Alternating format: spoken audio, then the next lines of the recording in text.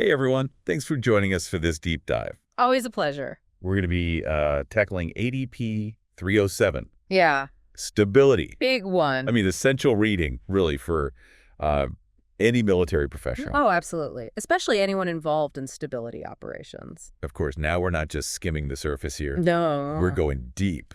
Deep dive. That's right. Got to live up to the name. Think of it like a cheat sheet. Okay, I like that. To really understanding stability operations, you know, what makes them tick, how to avoid those pitfalls, and then how to actually apply these principles. Right in the field. Yeah, when you're out there, boots on the ground. It's a dense document. Oh, it is? So we're going to try to distill it down, you know, get to the good stuff. to those really important and actionable insights. Exactly. And while we're focusing on the key takeaways here, Right. remember the full document. Oh, yeah. It's publicly available. Absolutely. So you can always go check it out. Transparency is key. Yeah, definitely got to have that. So let's get into it. Right off the bat, ADP 307 defines stability operations Oh, yeah. in a way that might surprise some folks. Yeah. You know, it's not just about keeping the peace. Right. It's not just peacekeeping. Yeah, after a conflict. It goes much deeper. Deeper, yeah. The document really emphasizes that idea of coordination with all the other instruments of national power to establish or maintain a secure environment and provide those essential governmental services. So it's really about creating the conditions for a society to function. Yeah. Again. Or, you know, sometimes for the first time. That's a good point, yeah. It's not always about going back to the old way. Right. Sometimes you're building something totally new. So we're talking rebuilding infrastructure, providing aid, reviving the economy, getting that local government up and running again. All with that goal of lasting stability. Huge undertaking. Multifaceted approach. For sure. And that's why ADP 307, you know, highlights these 4 fundamental pillars of stabilization. Okay, 4 pillars, I like it. We've got conflict transformation. Yeah. Unity of effort. Got it. Building host nation capacity and capabilities.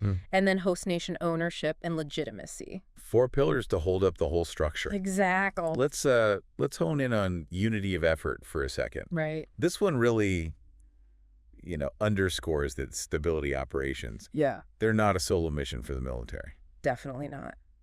This is where everybody comes together. Yeah, everybody's got to be on the same page. It highlights that importance of coordinating with everybody. Everybody. Other U.S. agencies, international groups, NGOs. Right. And most importantly, the host nation. Yeah, you can't forget about them. Absolutely. It's like, you know, trying to rebuild a house after a fire. Okay, good analogy. You need more than just carpenters. Right. You need the whole team. You need electricians, plumbers, and probably most importantly, you need the homeowner. To tell you what they want. Yeah, what they need. Exactly. Otherwise, you're just building something. Could be the wrong thing entirely. Yeah, they might not even want. And you end up wasting time and resources. Yeah. Or worse, you know, making things even less stable. Absolutely. And speaking of crucial factors. Okay. ADP 307, you know, repeatedly emphasizes this idea of legitimacy. Legitimacy is huge. Both for the host nation's government. Right. And for the mission itself. It's got to be seen as legit. So why is this concept so central to the success of stability operations? It all comes down to trust and acceptance. Yeah. You know, if the local population, they don't view the host nation government or the international mission as legitimate, your efforts are going to be met with resistance. Yeah. Constantly fighting an uphill battle. Every turn. You need the people on your side. You got to have them with you. To build something that's going to last. Absolutely. Now, the document actually breaks down the factors influencing mission legitimacy into 4 categories. 4. I like it nice and clean. Mandate, manner consent, and expectations. All right, let's unpack that. Starting with mandate. Okay. What does that actually mean in this context? So mandate refers to that legal and political basis for the mission. Okay, so the foundation. A mission operating under a clear UN mandate is generally perceived as more legitimate than one that's, you know, conducted unilaterally. Exactly. So it's better to have that international backing. More legitimacy. And that clear legal framework. Absolutely. But what about manner? Manner. How does that play into legitimacy? Manner refers to how the mission's conducted on the ground. Okay, so the actions. The actions speak louder than words. So it's about respecting the local culture, customs, laws. You know, even with a strong mandate, if you're bulldozing through local traditions, not a good look. Making promises you can't keep. You're going to undermine your own legitimacy. 100%. You got to build trust through your actions. Not just words. Not just talk. Sounds like walking a tightrope. Yeah. Assertive, but culturally sensitive. It's a nuanced approach. For sure. And then there's this element of consent. Consent, that's a big one. This is about getting buy-in from the local population, right? Absolutely. Not just operating in their territory. No, you got to have them with you. But having them actively participate Exactly. in the process. If you don't have the consent of the people you're trying to help, yeah, it's going to be tough. you're not going to get very far. To achieve that lasting stability. Makes sense if people feel like change is being forced on them. They're not going to embrace it. Less likely to own it. And then lastly, we have expectations. Expectations. This one seems pretty critical. Oh, you got to manage expectations right from the start. Right from the beginning. Set realistic goals, communicate clearly, don't overpromise. Yeah, you're setting yourself up for failure. If you set the bar too high, right, and then you don't meet it, yeah, you lose trust. You can erode that trust. Yeah, potentially undermine the whole mission. Yeah, it can be really damaging. So we got those big picture concepts. Legitimacy, those 4 pillars of stability. It's a foundation. Now let's get into the nitty-gritty. All right, let's get down to it. The tasks yeah, involved in actually conducting a stability operation. Let's get our hands dirty. All right. This is where the rubber meets the road. That's right. What does ADP 307 tell us? About that work. Yeah, the work of actually achieving stability. Well, the document lays out 6 essential tasks. Okay, 6 tasks. For stability operations. All right, I'm ready for it. Consider this your to-do list. Right. Give me that to-do list. For building a stable okay. and functioning society. Okay, what's number 1? Number 1, establish civil security. All right.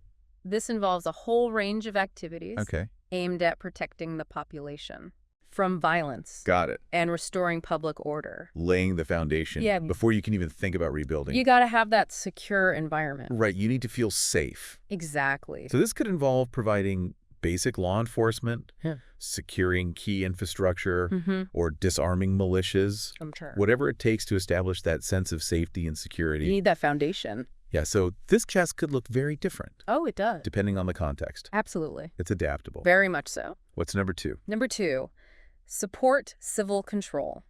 Okay. So this focuses on rebuilding the justice system, right, upholding the rule of law, and strengthening those institutions that enforce them. This feels like a long-term thing. Oh, yeah. This isn't something you do overnight. It's a marathon, not a sprint. You're working to create a justice system that's fair and impartial and accountable. Which is sometimes a huge challenge. And one that reflects the values and needs of the host nation. Not the host nation. Not just imposing our own model. No, got to work with them. So we're talking about training judges, police officers, lawyers, ensuring that institutions are free from corruption. Big one. A lot goes into this. Comprehensive. Yeah. Without a functioning justice system, you're not going to have lasting stability. It's just not going to happen. All right, number 3, what's next? Number 3, restore essential services. Getting those basic necessities. Okay. Water, food, shelter, healthcare. Yeah, the essentials. This is where you see the immediate impact on people's lives. Absolutely. You're addressing those fundamental human needs. Right. Essential for survival. Getting clean water flowing again. Yeah, that makes a huge difference. Can improve health. Right. Reduce desperation. And can even make people more receptive to those broader stability efforts. It's those everyday things. Yeah. We take them for granted. Right. We don't even think about it. But in a post-conflict situation. Oh, huge. Disaster situation. Massive difference. Makes all the difference. Yep. Okay, what's number 4 on our list? Number 4, support to governance. This is about helping the host nation government function effectively. But it's more than just, nuts and bolts of running a government. More than just the mechanics. It's about building that trust between the government and the people. Yeah, that relationship. Making sure the government's responsive to the citizens' needs. You got to feel heard. Exactly. And it operates with transparency and accountability. That's key. So it's about supporting free and fair elections. Could be. Promoting citizen participation. Fostering a free and independent media. All part of it. Okay, so it's more than just setting up a government structure. Right. It's making sure that structure actually works for the people Exactly. that it's supposed to serve. It's about empowering the host nation to build a system that's legitimate and sustainable. Long-term thinking. Absolutely. You got to have that long view. All right, what's our fifth stability task? Fifth one, support to economic and infrastructure development. Okay. This is all about helping to rebuild Yeah. that physical infrastructure Right. that a functioning economy depends on. So roads, bridges, Mm-hmm. power grids, The fumigation networks. all of it. All that good stuff. The foundation. It's not just about building things, though, right? No, it's about creating jobs, Yeah. fostering entrepreneurship, Right. promoting sustainable economic growth. Giving people hope for a better future. Exactly. It's about building a future where the host nation can thrive, Yeah, where they can stand on their own 2 feet. reducing the likelihood of future instability. Right, because if they're doing well economically, Yeah. they're less likely to, fall back into conflict. It's all connected. Now, this often involves close collaboration Oh, it does. with the private sector, Mm-hmm. international organizations, Got lots of partners. host nation government. Got to have everybody on board. Sounds like a complex web of partnerships. It is. And what's the final stability task on our list? The sixth one? Conduct security cooperation. All right. This involves building partnerships Partnerships, okay. with the host nation's security forces. Their own military. Exactly, components. all their security apparatus. Wow. It might include, providing training and assistance. Helping them become more professional and effective. Right. So it's about creating a force Yeah, that can maintain security and stability, in the long term. even after Yeah, international forces have withdrawn. exactly. So you're working yourself out of a job, That's the goal. but it's not just about, building a capable security force. No. It's also about building a lasting relationship, a Mm. partnership That's the key. that can contribute to peace and stability. Beyond the immediate crisis. You're looking at the long game here. Absolutely. So it's about transferring knowledge, skills, Right. and ultimately responsibility They got to own it. to the host nation. Exactly. Now, as we've gone through these 6 tasks, Mm-hmm. it strikes me that they aren't isolated efforts, They're not at all. They're all connected. Everything's connected. influencing each other. It's a system. It's like a complex ecosystem. a web. You can't just focus on one element No. in isolation. Yeah, think about the whole thing. You have to consider the whole system. Successful stability operations require that holistic approach. Absolutely. Each task contributes to that overall goal. Of building a more stable and secure future. That's it. And to do all of this effectively, Right. ADP 307, it emphasizes the need for thorough planning. Planning is key. You can't just wing it. No, you can't just hope for the best. Hope is not a plan. Absolutely not. Planning for stability operations. It's arguably even more important More important, wow. than planning for conventional combat operations. Really, it's so complex. You're dealing with so many complexities. Long-term goals, Yeah. diverse set of actors, So many different players. and ADP 307 offers some guidance Okay. Good. on navigating that complexity. Get into it. Let's dive into that planning piece. Mhm. Planning for stability operations, it's an intricate process. Oh, yeah. ADP 307, it emphasizes several key considerations, Okay. recognizing the inherent complexity, of course, Mm-hmm. striking a balance Right. between resources, capabilities, and activities. You got to get all that lined up. You do. And then understanding Okay. what the document calls planning horizons. Okay. Planning horizons. Yeah. I'm intrigued by that. Yeah, it sounds a little Sounds a little sci-fi. like something out of Star Trek. But I'm sure it's more grounded than that. Oh, it is. So what does it actually mean? In this context, when we're talking about planning. Right. For stability operations. Yeah. It's not time travel. Okay, good to know. A planning horizon. Okay. Essentially, it's just a point in the future Okay. that commanders focus on during the planning process. So like a target date? It could be a target date, Okay. or it could be a particular phase Right. of the operation. Okay. It helps them anticipate Yeah. and potentially influence events down the line. So you're trying to get ahead of the curve. You are, but here's the catch. Okay. There's always a catch. The farther out you plan, Yeah. the more uncertainty Yeah. you have to account for. That makes sense. So it's a balancing act. You need to be prepared for the long haul, You do. but you also got to be flexible Absolutely. to adapt as things change. Because things will change. They always do. A rigid plan, it's just going to crumble. As soon as you hit an unexpected challenge, And trust me, you will hit those. you're speaking from experience. ADP 307 acknowledges this. Stability operations are full of unexpected challenges. Right. It's not like a conventional military campaign, Yeah. where you can always predict what the enemy's going to do. Right. You're dealing with so many factors. You have political, social, economic, cultural. All interacting in unpredictable ways. You might have a solid plan for rebuilding infrastructure. Okay. But then what happens if a drought hits? Oh, yeah. Disrupts your supply chains. That'll mess things up. Or a political crisis erupts. Right. The things are constantly changing. You need to be able to adapt. So these planning horizons, Yeah. they help you anticipate those disruptions. They do. And build in some flexibility. You gotta have that. It's like having a plan A, B, and C. I like that. A plan B and C. All ready to go. Always be ready. Now, even with the most adaptable plan, Right. how do you measure success? That's the question. In a stability operation, Yeah. how do you know if you're actually making a difference? Yeah. How do you know if it's working? This is something I've always wondered about. In conventional warfare, it's a little easier. Yeah, you can point to, territory gain. Right. Objectives taken. Enemy casualties. But stability, Yeah. it's so much more nuanced. How do you gauge progress Yeah. in a situation that's constantly evolving? It's a great question. And ADP 307, it offers some valuable insights. Very good. It outlines a range of tools and methods Okay. for assessing the effectiveness of your efforts, All right, give you the rundown. including measures of performance, Okay. measures of effectiveness, Got it. and indicators, Oh, break those down for me. Okay. What's the difference Yeah. between a measure of performance? and a measure of effectiveness. They sound kind of similar. They are related but distinct. Okay. So let's say your goal is to reduce crime. Okay. Reducing crime. In a particular region, Right. a measure of performance Mhm. might be the number of police patrols Okay. that you conduct. So you're measuring the You're measuring your output, but that doesn't necessarily tell you if it's working. No, it doesn't. Right. That's where measures of effectiveness come in.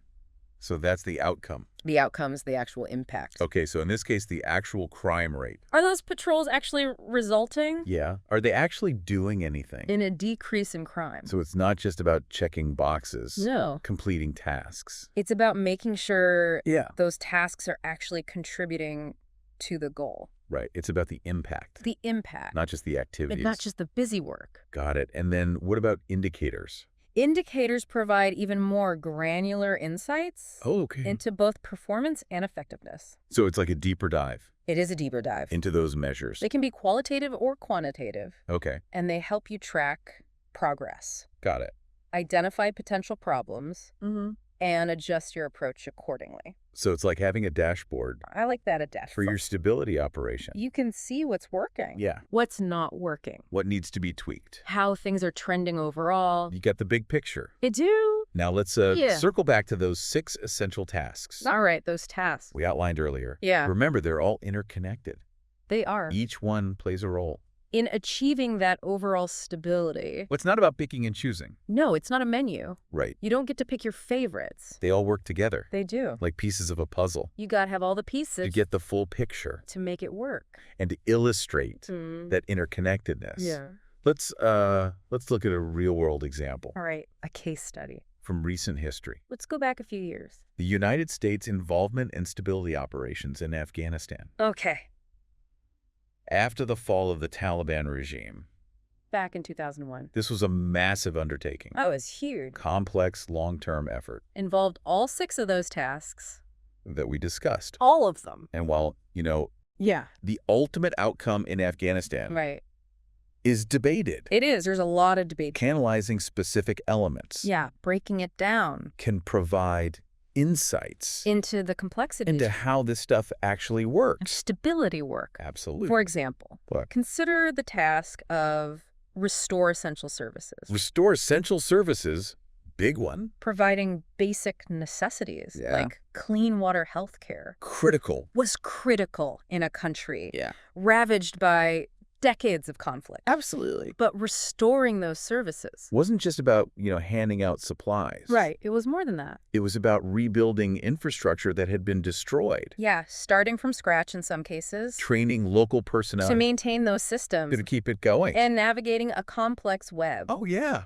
of local politics Right. and cultural sensitivities. Huge fact. So it wasn't just a logistical challenge, Right. it was also a social and political one. It's all connected. And this success in restoring essential services often depended on how well the U.S. forces coordinated with other actors, NGOs, international organizations. And most importantly, the Afghan government itself. You got to work with the locals. That unity of effort pillar in action. Exactly. And the example of restoring essential services in Afghanistan. It illustrates a key point. Which is? These tasks, they're rarely straightforward. There's no easy button. No easy button. They're often intertwined. Yeah, they're all tangled up. With other challenges. And they require a nuanced understanding. Of the local context. Absolutely. You can't just come in with a cookie-cutter solution. Yeah, you got to adapt. Adapt to the situation on the ground. And that adaptability, that sensitivity. To the local context. To the local context. It ties right back to that concept of legitimacy. Right. If you're seen as an occupying force. Imposing your will. Just telling people what to do? Your efforts to provide essential services, they might be met with suspicion. People are going to push back. Or even resistance. But if you're working in partnership with the local population, building trust. Trust is key. Respecting their customs and values. Try to show respect. You're much more likely to achieve your goals. Absolutely. It's about building relationships. It is. Not just infrastructure. It's about people. While the Afghanistan example offers valuable lessons, it's important to remember. Always remember. Every stability operation is unique. They are all different. There's no one-size-fits-all solution. Yep. You can't just take the playbook from one operation and apply it to another. Every situation is different. And that's why ADP 307, it doesn't prescribe rigid formulas. It doesn't. It offers a framework. A framework for thinking about stability operations. A set of principles and guidelines. That can be adapted to different contexts. So it's like having a toolbox. I like that. A toolbox equipped with various instruments. It's the right tool for the job. You need to know which tool to use for which job. Exactly. How to use it effectively. In different situations. And that brings us to the core challenge. Of stability operations. Which is? It's as much about understanding people. As it is about executing tasks. Okay, so the human element. The human element is huge. You're dealing with human complexities. You are cultural nuances. Historical baggage. People come with baggage. A whole range of motivation. Right. Aspirations. It's about navigating that human terrain. Building trust, fostering genuine partnerships. And that leads us to a key question. A big question. That ADP 307 implicitly raises. It's in there between the lines. So we've got the framework, we've got the tasks. We even dove into a real-world example with Afghanistan. It's clear that stability operations... They're incredibly complex. They are. They demand adaptability. Absolutely. And a deep understanding of the human element. You got to get the people piece right. But where does ADP 307 leave us? In terms of addressing that human element? That's where things get really interesting. Okay, let's get interesting. The document provides, the strategic and tactical tools. Right, the framework. The framework. The playbook. But it acknowledges that the success of any stability operation, it hinges on something more. More than just the plan. More than just the plan. Right. It's that ability to connect with people, to build trust, to understand their needs and aspirations. It's like that old saying, you can lead a horse to water. You can't make it drink. But you can't make it drink. You can have the best plans, the most resources, but if you can't win over the hearts and minds... Yeah, you got to get the people on your side. Of the local population. If they're not with you... You're not going to get very far. You're not going to achieve lasting stability. So it's not enough to just memorize, the 6 stability tasks. Or understand planning horizons. It's more than that. You need to be able to apply those concepts. In a way that resonates with people. Yeah, in a way that makes sense to them. In a way that makes them feel like partners. So it requires cultural sensitivity. Absolutely. Empathy. You gotta have that. And a willingness to listen and learn. From the local population. You're not the expert. You're not the expert. They know their situation better than you do. So it's about building genuine partnerships. Not just dictating solutions. You're not there to tell them what to do. No, you're there to help them figure it out. Sounds like emotional intelligence is just as important as tactical proficiency. Yeah, I have both. In this field. Absolutely. You need to be able to read the room. Understand those unspoken dynamics. The things that aren't being said. And adjust your approach accordingly. To be flexible. So you're a diplomat as much as a soldier. That's a great way to put it. And it brings us back... Full circle. to that concept of legitimacy. Legitimacy. If you're perceived as an occupying force, Yeah. imposing your You're will, going to face resistance. people can push back. But if you're seen as a partner, Okay. someone who's genuinely invested in helping, in building a better future, you're much more likely to succeed. it's about building that trust. And that perception of legitimacy, Yeah. of genuine partnership. It's built through those small interactions. Day after day. Person to person. Treating people with respect. Absolutely. Understanding their cultural values. Demonstrating that you're there to help. Yeah, not to control. Not to be the boss. It's about the little things. It is. Those gestures of goodwill. The willingness to go the extra mile. To understand someone else's perspective. To see things from their point of view. Those small things can make a world of difference. They really can. And they often have a ripple effect. They spread outwards. Building trust and goodwill. Beyond that immediate interaction. It's like planting seeds. Oh, I like that analogy. You might not see the results immediately. No, you gotta be patient.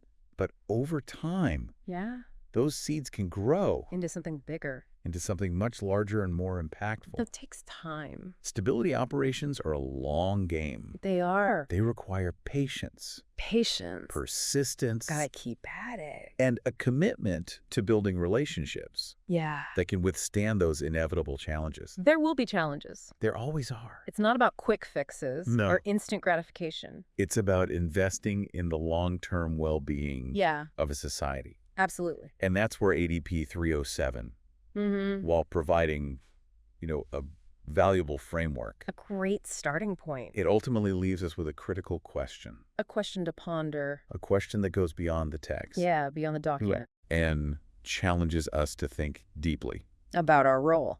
about our role in stability operations. What are we doing here? So as we wrap up this deep dive, Right. we leave you with this question To reflect on. to reflect on. All right, hit us with it. How do you plan to build trust Yeah. and legitimacy with the local population In your next operation. in your next operation? What are you going to do? What specific actions will you take To show them you're there to help. to support, Yeah. to build a better future? So, together, it's a question worth pondering. Yeah. The answers are going to shape not only the outcome of your mission, But but also the legacy you leave behind.